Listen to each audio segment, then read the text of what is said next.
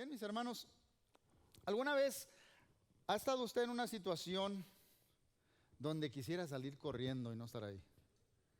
Donde dice, trágame tierra, quiere salir de esa situación, no quiere estar ahí.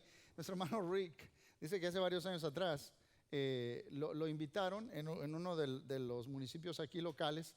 El cuerpo gubernamental, el consejo iba a tener, le pidieron que viniera a hacer una oración antes de empezar. Entonces él hizo la oración, y cuando terminó la oración, uno de los concejales le dijo: hermano, ¿puede dirigirnos en el juramento a la bandera también? Y dice Rick: en ese momento se me enfrió el cerebro. Me quedé en silencio. Lo único que me venía a la mente eran las palabras del himno nacional de Estados Unidos. Y por 15 segundos no me salía nada, hasta que uno de los concejales empezó a decir las palabras y todos hicimos las palabras. Lo único que quería salir, lo único que yo quería es salir corriendo. Se me había olvidado el juramento a la bandera. Hermanos, los juramentos olvidados pueden llevar a visiones olvidadas y futuros perdidos. Y nadie entiende esto mejor que Nehemías. Estamos estudiando el libro de Nehemías porque como iglesia Dios nos ha dado una visión por los siguientes 5 años. Y esa visión es: pide por naciones y generaciones. Ya tenemos una guía de oración por 40 días. Quiero que todos estemos orando, mis hermanos, para ver cómo el Espíritu Santo nos va a orar y cómo, igual que Nehemías, Dios nos va a mostrar qué rol quiere que juguemos o desempeñemos nosotros en esta visión. Esta visión es por los siguientes 5 años, pero estamos viendo, queremos un mejor futuro, y estamos viendo cómo Nehemías lo usó Dios para crear un mejor futuro para el pueblo de Dios, y estamos a través del libro aprendiendo principios que nosotros podemos aplicar para nuestra situación. Mis hermanos, anteriormente habíamos leído que Nehemías y el pueblo reconstruyeron la muralla de Jerusalén en 52 días. En 52 días lograron lo que no habían hecho en 70 años. Más de 70 años. Ahora, mis hermanos, pasamos de ver a Nehemías llorar cuando él está en Persia, a 1000 millas de Jerusalén. Le llegan noticias de cómo está Jerusalén y de cómo las murallas están destruidas. Cuando le llega la noticia, él empieza a llorar y a hacer duelo y a orar a Dios. Está llorando, y solamente él pasó 4 meses orando, ¿se acuerda? Y luego todo lo que ha pasado. Han pasado 9 meses de estar llorando por una muralla a estar parado arriba de una muralla. ¿Dios contesta las oraciones? Ha pasado ese tiempo, pero Nehemías, mis hermanos, sabía que la visión no estaba terminada, porque su visión no era que hubiera piedras alrededor de la ciudad en esa muralla. Su intención era que hubiera personas, piedras vivas, construyendo un futuro que fuera dirigido y le trajera honra y gloria a Dios. Terminar la muralla solo creó el entorno para la verdadera meta: reconstruir la vida espiritual del pueblo. Es significativo, mis hermanos, que terminamos en el capítulo 6, ya la muralla está terminada, pero vamos a la mitad del libro. No se va a volver a mencionar la muralla hasta 5 capítulos, al final 5 capítulos después. La muralla estaba terminada, pero la verdadera obra de construir un futuro apenas empezaba. ¿Qué fue lo primero que hizo Nehemías después de que se reconstruyeron las murallas? Miren lo que dice el capítulo 7, versos 1 y 2. Una vez que se terminó la reconstrucción de la muralla y se colocaron sus puertas, se nombraron porteros, cantores y levitas. A mi hermano Hananí, que era un hombre fiel y temeroso de Dios como pocos, lo puse a cargo de Jerusalén, junto con Hananías, comandante de la ciudadela.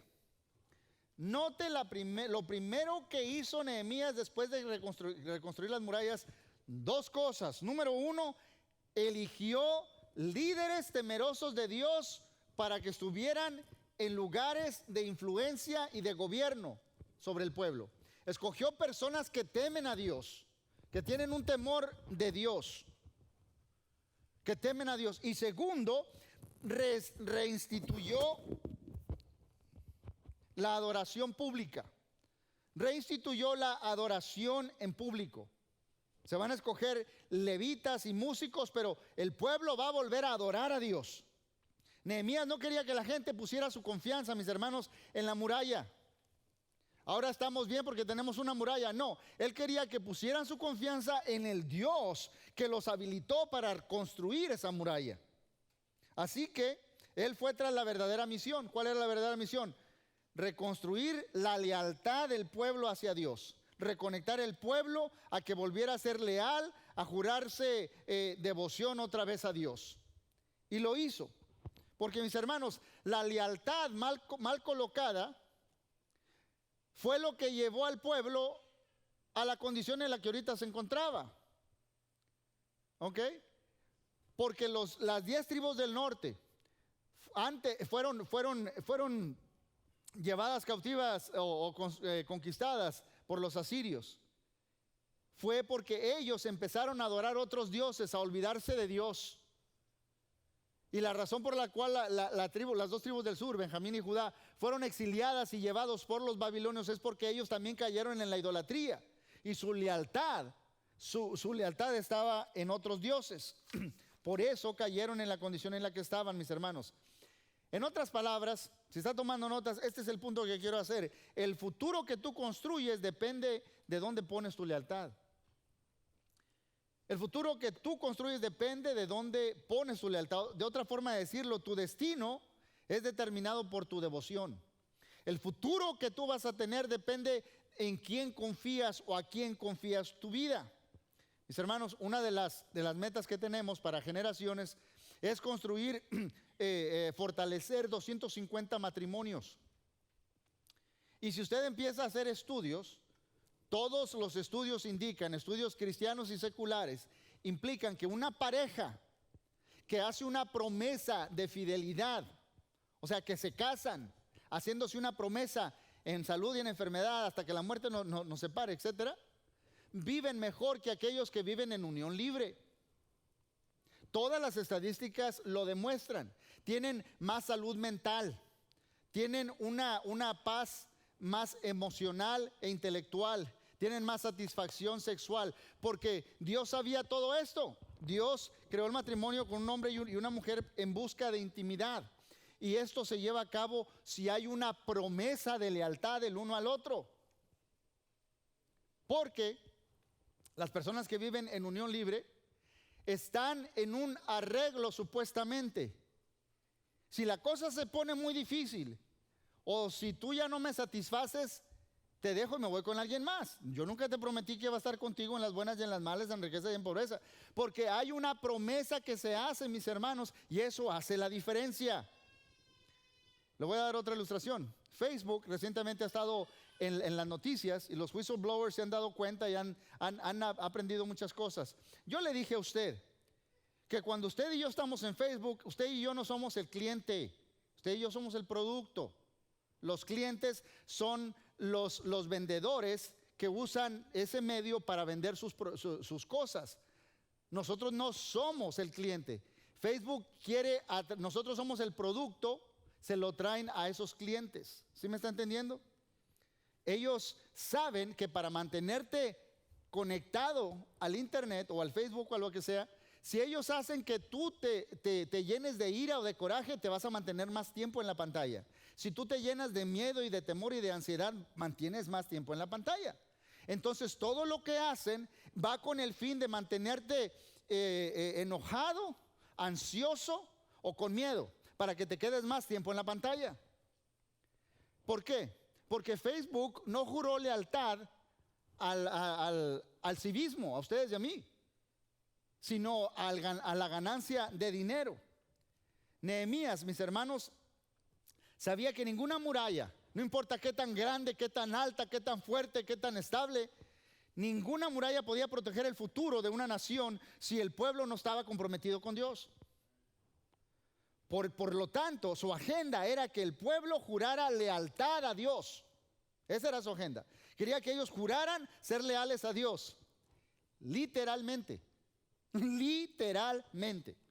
En los capítulos del 8 al 10, usted los puede ir a leer a su casa, empieza un avivamiento en todo el pueblo. Un avivamiento grande. y los está llamando a comprometerse con Dios. Mire lo que dice el capítulo 9, verso 38. Por todo esto nosotros hacemos este pacto y lo ponemos por escrito, firmado por nuestros gobernantes, levitas y sacerdotes. En otras palabras, estaba diciendo todo el pueblo: juramos tomar a Dios en serio y lo vamos a dejar por escrito. Por esto era, mis hermanos, no era una promesa genérica. Yo les he dicho a ustedes, cuando alguien en la Navidad se juntan, todos están se sienten muy bonitos y dicen, están en familia. Si alguien ofendido, por favor, les pido perdón. Eso no significa nada para mí.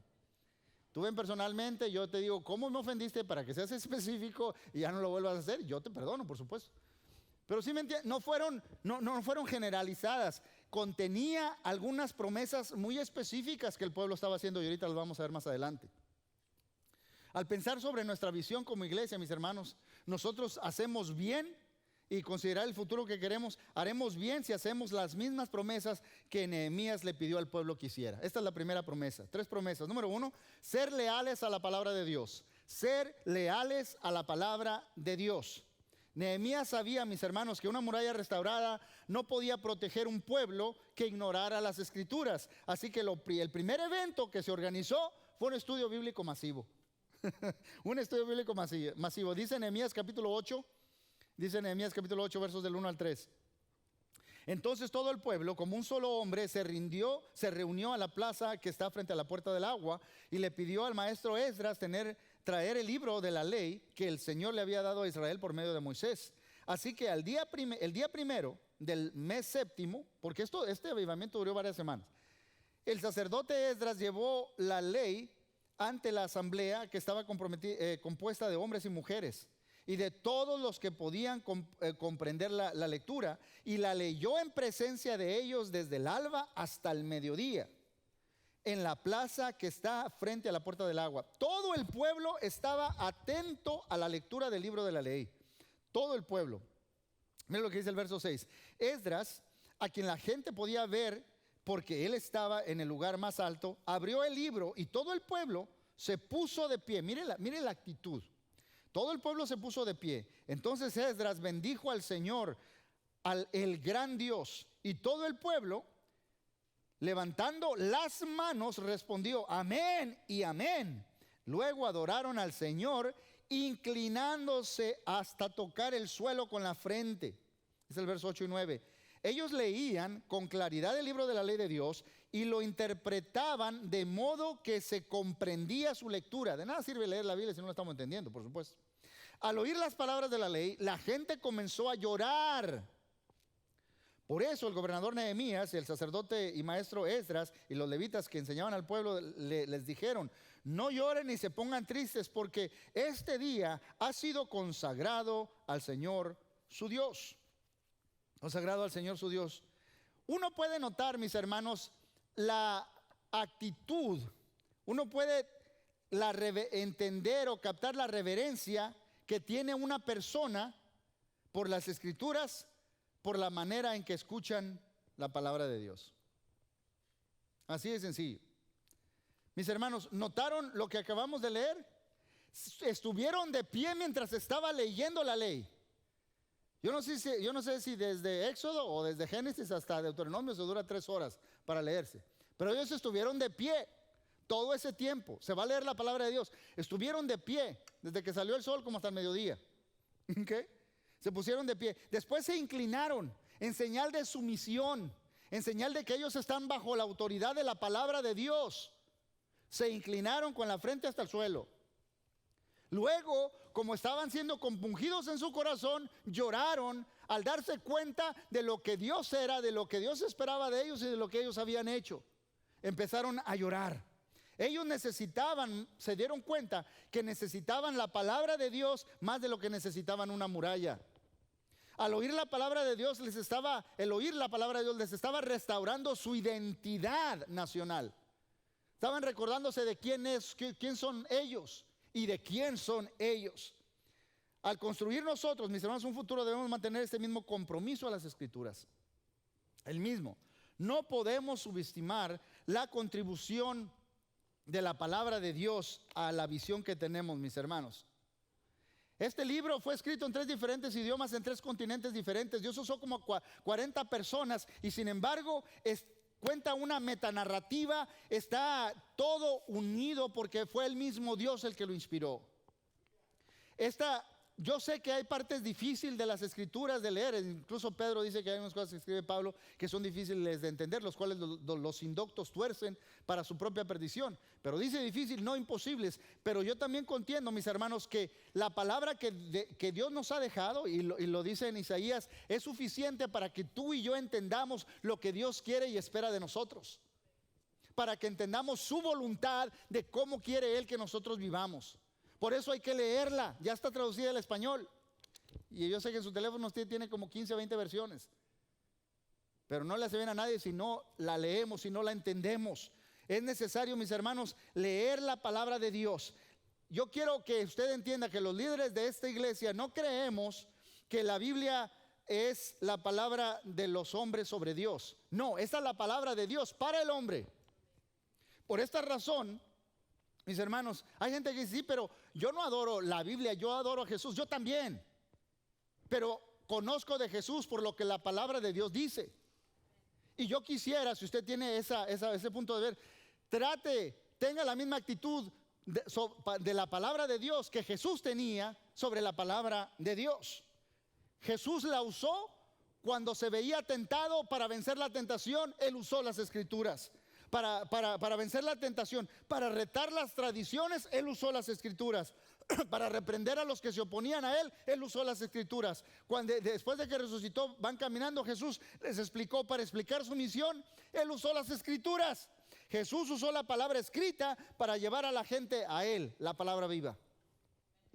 Por eso, mis hermanos, parte de las misiones que tenemos para naciones es que traducir la Biblia a 5 idiomas, a las cuales hay pueblos o naciones que no tienen la palabra de Dios escrita en su propio lenguaje. Y eso es lo que queremos hacer, que todos vengan, porque creemos que si ellos conocen de la palabra de Dios, van a llegar al conocimiento de su palabra. Thank you, son. Van a llegar a conocer de Dios, y eso es muy importante. Esta foto que les quiero enseñar, mis hermanos, es de Anatoly Sharansky. Fue disidente de la Unión Soviética bajo el comunismo. Él huyó y le dijo a su esposa, nos vemos en Jerusalén.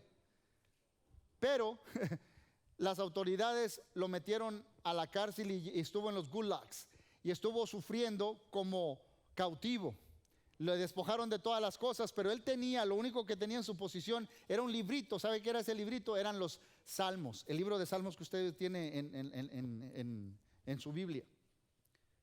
Y porque él le gustaba leer esos salmos, incluso lo pusieron como 130 días secluido aislado de los otros presos por mucho tiempo. Y así pasó 12 años, hasta que después de tanta presión internacional, lo dejaron libre las autoridades.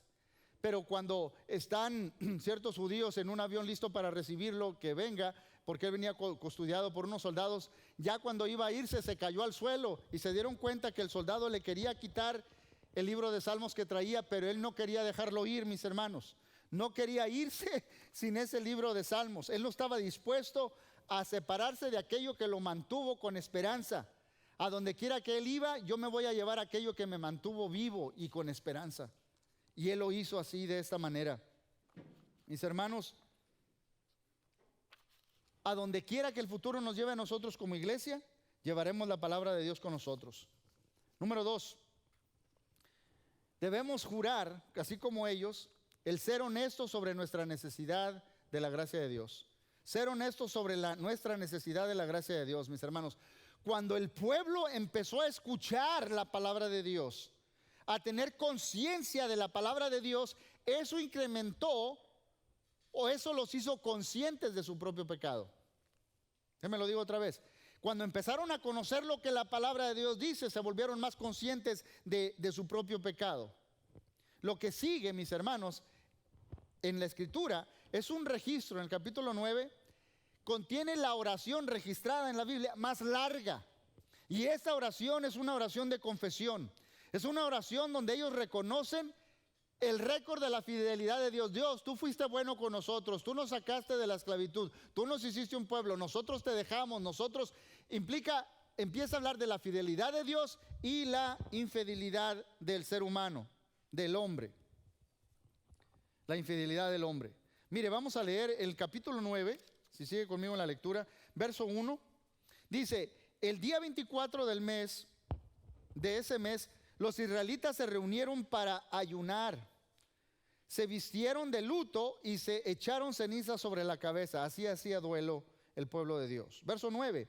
Y asumieron así su responsabilidad. Qué palabras tan poderosas. Asumieron su responsabilidad. Durante 3 horas leyeron el libro de la ley del Señor su Dios. Y en las 3 horas siguientes le confesaron sus pecados y lo adoraron. Por 3 horas estuvieron escuchando la palabra y por 3 horas estuvieron orando. ¿Qué tipo de oración fue? De confesión. Estuvieron diciendo, Dios, tú eres bueno con nosotros. Bueno es Dios, bueno es Dios, bueno es Dios. Pero nosotros, Señor, nos olvidamos de ti, te dimos la espalda. Nos fuimos en pos de otros dioses. Por lo tanto, empezamos a sufrir. Otros pueblos nos conquistaron. Estando en esta condición, clamamos a ti. Tú nos mandas un libertador. Estamos otra vez contigo y nos volvemos a alejar. Tú sigues siendo fiel y nosotros hemos sido infieles. Nos hemos portado mal. Mire lo que dice versículos 30 a 34. Por años les tuviste paciencia, con tu espíritu los amonestaste por medio de tus profetas, pero ellos no quisieron escuchar. Está hablando de sus antepasados. Por eso los dejaste caer en manos de los pueblos de esa tierra. Sin embargo, es tal tu compasión que no los destruiste ni abandonaste, porque eres Dios clemente y compasivo, porque así eres tú, Dios. Y ahora, Dios nuestro, Dios grande, temible y poderoso, que cumples el pacto y eres fiel. No tengas en poco los sufrimientos que han padecido nuestros reyes, gobernantes, sacerdotes, profetas, nuestros padres y todo el pueblo desde los reyes de Asiria hasta hoy. Tú has sido justo en todo lo que nos ha sucedido, porque actúas con fidelidad. Nosotros, en cambio, actuamos con maldad. Nuestros reyes y gobernantes, nuestros sacerdotes y antepasados desobedecieron tu ley y no acataron tus mandamientos ni las advertencias con las que los amonestabas. Él está haciendo bien claro, mis hermanos. Nuevamente note esto. Él está hablando de los pecados ancestros. Yo no sé, pero cuando estaba pensando en esta lección, estaba pensando, yo les he dicho a ustedes que mi hermano, que era paranoico, esquizofrénico, cuando empezó a quedar así, mi mamá en su desesperación, psiquiatras, psicólogos, brujos, a donde sea, con tal de tener una solución para su hijo. Yo me di cuenta, bueno, ella vino a Cristo, pidió perdón por todo eso, Dios la hizo una nueva criatura, pero es importante que yo reconozca que estoy pidiendo perdón por los pecados de mi madre y que ahora el enemigo no tiene ningún reclamo sobre nosotros. ¿Sí me entiende? Sí, yo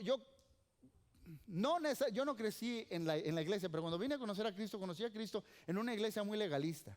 ¿Qué quiero decir con legalista? De esas iglesias que hacen todo bien ordenadito, pero no hay gozo. Bueno, y no hay tantas cosas, ¿verdad? Pero todos los hermanos se vuelven como policías. A ver quién anda haciendo mal para agarrarlo. En vez de un Dios que está dispuesto a ver quién hace algo bueno para bendecirlo. O como el padre amoroso que corre cuando regresa el hijo pródigo. No, pero tengo que arrepentirme de todo esto para que no dejara el enemigo que se agarre de algo ahí. Ahora, escúcheme. Ellos hicieron esa oración de confesión. ¿Cuándo? Después de que se terminó de construir la muralla.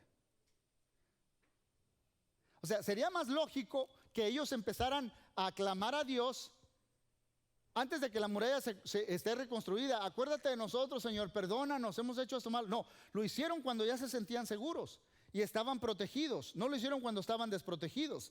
Ellos estaban reconociendo, mis hermanos, que sus problemas no se debían a que no tenían defensas, una muralla. Ellos estaban reconociendo que sus problemas en el pasado se debieron a sus ofensas, no a su falta de defensas.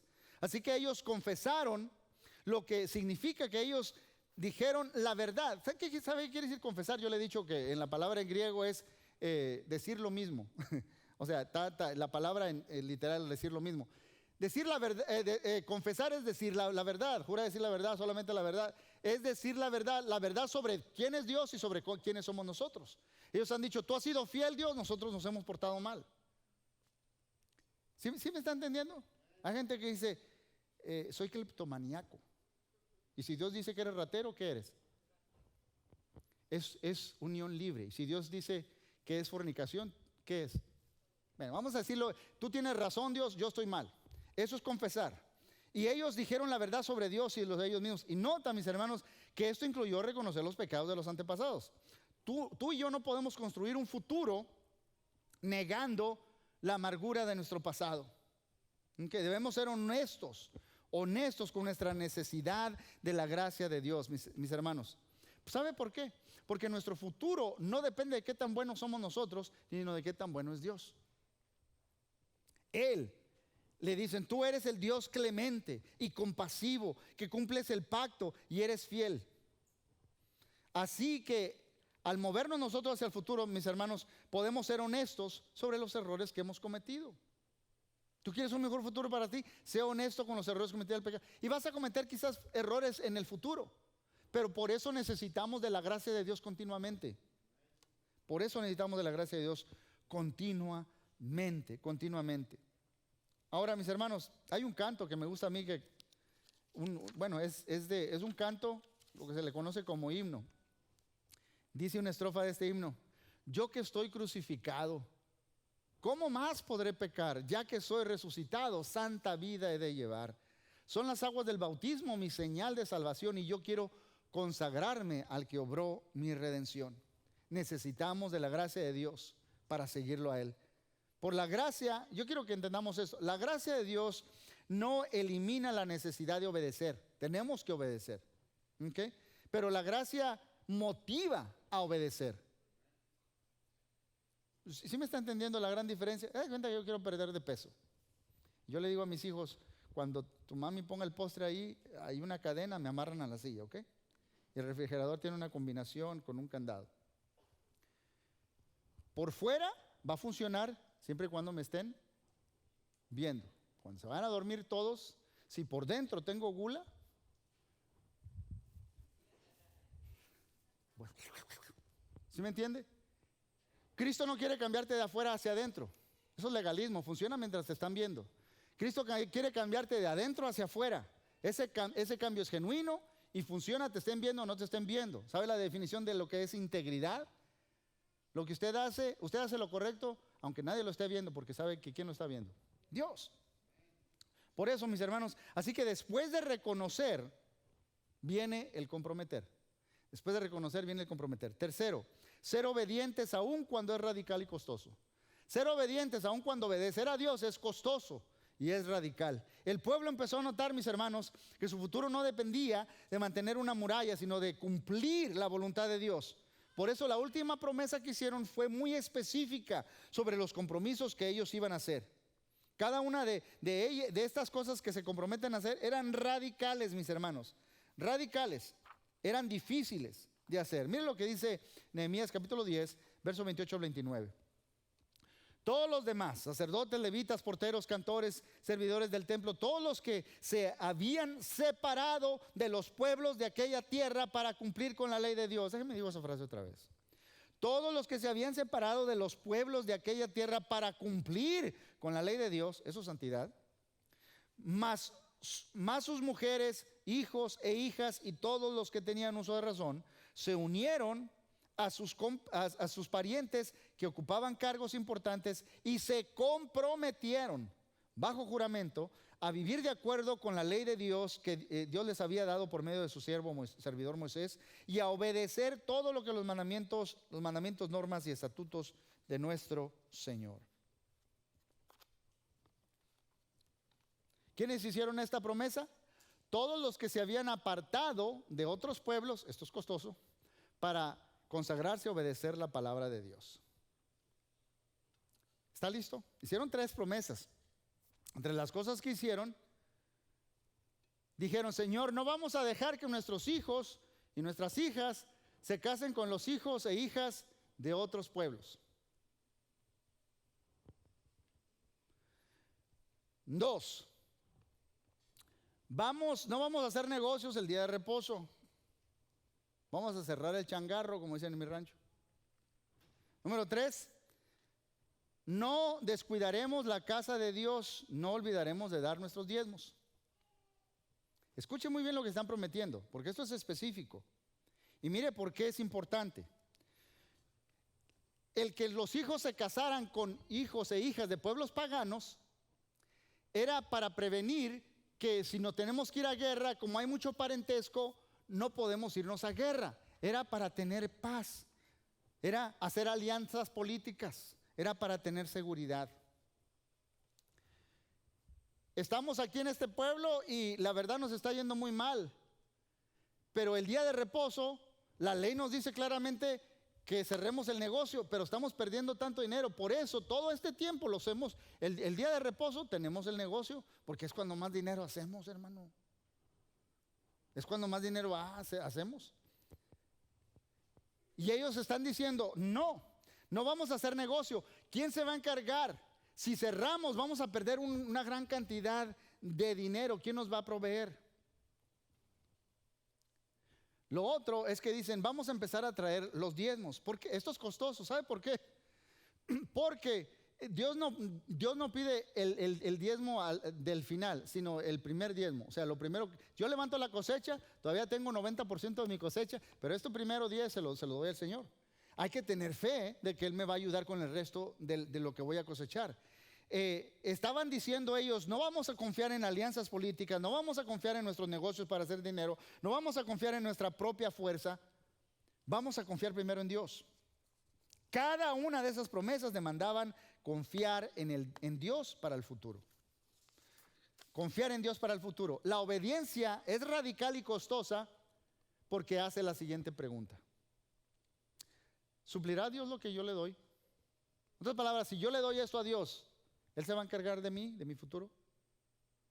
Si yo le doy este tiempo, si yo le doy este dinero, si yo le doy este talento a Dios, ¿is he gonna come through? ¿Va a suplir mis necesidades de lo que yo le doy? Ahora, los que conocemos bien al Señor, sabemos que we're never gonna outgive God. Nunca le vamos a dar más a Dios de lo que Él nos da, ¿no es cierto? Nunca le vamos a ganar. Y cuando lo hacemos, reflejamos que somos hijos de Él, porque Él es un Dios generoso. Y lo que tenemos es de Él. Nosotros somos administradores. La visión que nosotros perseguimos como iglesia, mis hermanos, será costosa, pero donde nosotros pongamos nuestro dinero revelará dónde ponemos a Dios. Yo no le estoy diciendo eso de mí, eso lo dijo Jesús. Jesús dijo que el mejor indicativo para saber dónde está la lealtad de una persona es dónde pone su tesoro. ¿Usted quiere saber qué es importante para mí? Mire cómo uso mi dinero. ¿Qué tan importante es la esposa? ¿Qué tan importantes son los hijos? ¿Qué tan importante es esto? ¿Qué tan aquello? ¿Qué tan importante es Dios? Todo está ahí. Todo está ahí. Jesús dijo, donde pongas tu tesoro, ahí va a estar tu corazón. Ahí va a estar tu lealtad. ¿Ok? La próxima semana vamos a tener una colecta especial de Harvest. Le llamamos Harvest o Domingo de Cosecha. Una vez al mes tenemos una colecta especial donde apoyamos a todos nuestros misioneros con esa colecta por todo el año. Apoyamos todas las traducciones de la Biblia que vamos a empezar a hacer. Apoyamos a todas esas familias que estamos ayudando para que planten iglesias. Sale de esa colecta. Así que te pido que estés en oración por lo que vamos a dar la próxima semana para el Señor. Prometer lealtad a Dios es convertirse en un pueblo peculiar, mis hermanos. ¿Sabe por qué? Porque lo que nosotros hacemos no tiene razón. No tiene sentido, al menos que Dios sea real. ¿Sí me está entendiendo? Al menos que Dios sea real, Jesús es el Señor y el futuro depende de nuestra lealtad a Él. Si lo creemos, entonces vamos a actuar de una manera que le va a parecer radical al mundo. Yo creo esto, hermanos. Hace varios años atrás, dando consejería a una mujer que había pasado por un divorcio, en el proceso yo tengo unas líneas bien claras, que ahí no se pasa ni nada. Esta mujer me hizo una sugerencia, ¿cómo se dice? Suggestion. Me hizo una proposición indecorosa y yo la paré en seco. Y le dije, no, ya no puedo hablar con usted. No lo hice porque, ay, ¿qué va a pasar aquí si pierde su trabajo, hermano? No, yo lo hice porque en un domingo de septiembre de 1983, yo le dije sí a Jesús. Y si soy leal a Jesús, entonces no debo hacer esas cosas. ¿Sí me está entendiendo? Primero viene Jesús. Prometer lealtad a Jesús. Por favor, escúcheme si no me ha escuchado nada, porque esto que le voy a decir es muy importante. Muchas personas, cristianos, terminan en situaciones vergonzosas porque su lealtad a Jesús fue más como una transacción en vez de una transformación. ¿Sabe qué quiero decir? Acepté al Señor y pues se vio bonito ese domingo. Acepté al Señor, le di mi vida o fui bautizado, lo que usted quiera, pero lo hizo porque Jesús se va a encargar de mi ticket al cielo. Pero mientras estoy aquí viviendo, pues él ya tengo mi futuro del cielo, ya está garantizado. Pero aquí yo sigo teniendo el control y yo vivo como yo quiera. Ese es un evangelio equivocado. ¿Por qué? Porque para seguir a Jesús lo primero que hay que hacer es que niégate a ti mismo, toma tu cruz y luego sígueme, dice Jesús. O sea, yo tengo que morir para empezar a seguir a Jesús. Vamos siguiendo a alguien que cargó una cruz, mis hermanos, ¿qué podemos esperar de nosotros? Pero hay que morir primero. Hay que morir primero. Es Dios el que nos transforma, el que nos cambia. Por eso yo no puedo entender cómo es que algunos religiosos cristianos y de otros grupos también abusan de mujeres o abusan de niños, que son los más vulnerables, que Jesús dice hay que ver por ellos. Pero la iglesia los cubre y no hace nada sobre eso porque quieren seguir con su reputación. Eso es más importante. Jesús se encarga del cielo, nosotros hacemos aquí lo que queramos. O como hay gente que en enero pasado se metieron al Capitolio, destruyeron propiedad que no es, bueno, es de todos, de usted y mía también, de todos los que pagamos impuestos. Pero algunos tenían unos carteles que decía cristianos y andaban haciendo cosas así. ¿Cómo es posible? Nuestro testimonio no tiene poder si actuamos de esa manera, mis hermanos. Un cristiano de transacción no hace ninguna diferencia. De hecho, le abre las puertas a otras lealtades. Si a Jesús lo tengo para después de que me muera, entonces yo le abro a las lealtades a otros aquí. La consecuencia es que muchos cristianos, mis hermanos, terminan en situaciones vergonzosas. ¿Sabe por qué? Porque se olvidaron la promesa, olvidaron el juramento. Y yo les dije al principio que los juramentos olvidados llevan a visiones olvidadas y futuros perdidos. Termino con esto. ¿Quieres construirte un mejor futuro? ¿Sabes cuál es la clave? Recuerda tu promesa de lealtad a Jesús. Así de sencillo. Recuerda tu promesa de lealtad a Jesús. Yo creo que Jesús no es el único camino a Dios. No es nada más el único camino a Dios. Él es el único camino a Dios. Sí me lo dije bien. No hay ningún otro en el cual podamos ser salvos más que Jesús. Él es el único camino a Dios. Pero también sabe que Él es el mejor camino. Es el mejor camino. Así que no lo olvide. No lo olvide. Voy a pedir que nos pongamos de pie, mis hermanos. Si usted tiene niños y tiene que recogerlos, lo puede hacer, pero vamos a tener personas. Voy a pedir a los hermanos que van a recibir personas en oración que pasen al frente. Quiero hacer una oración. Y si tú no has obedecido a Cristo, yo te invito a que pases al frente y digas: yo me comprometo a seguir a Jesús, a ser fiel a Jesús. Hoy puede ser el día de salvación. No tienes que regresar como viniste a este lugar. Hoy puede ser un nuevo. Por favor, pasen al frente, ya les dije ahorita, los que van a recibir en oración, se los agradezco. Mis hermanos, cuando cantamos, puedes pasar al frente a pedir oración. Y si tú quieres ser bautizado, yo voy a estar aquí también. Y dile: yo quiero darle mi vida a Cristo, empezar una nueva vida. ¿Ok? Vamos a orar. Padre Celestial, este grupo de tus hijos reconocemos, Señor. Reconocemos que hemos sido infieles, que te hemos fallado, que nuestros antepasados han fallado. Te pido, Señor, que tú nos ayudes. Nos comprometemos hoy a ponerte a ti primero, pero no nada más una frase, Señor. A darte a ti de nuestro tiempo, que es tuyo, de nuestro dinero, que es tuyo, nuestras habilidades, que son tuyas, tú nos las diste, Señor. Queremos ponerte a ti primero, reconociendo que tú suplirás todas nuestras necesidades. Padre, esta mañana escuchaba testimonios de dos varones que dan testimonio de que tú eres su proveedor, de que tú sabes lo que necesitan y tú siempre les provees. Padre, queremos darte la honra y la gloria. Hay personas aquí que van caminando con lealtades divididas, pero hoy es tiempo de que le entreguen su vida a ti, Señor, de que te la entreguen.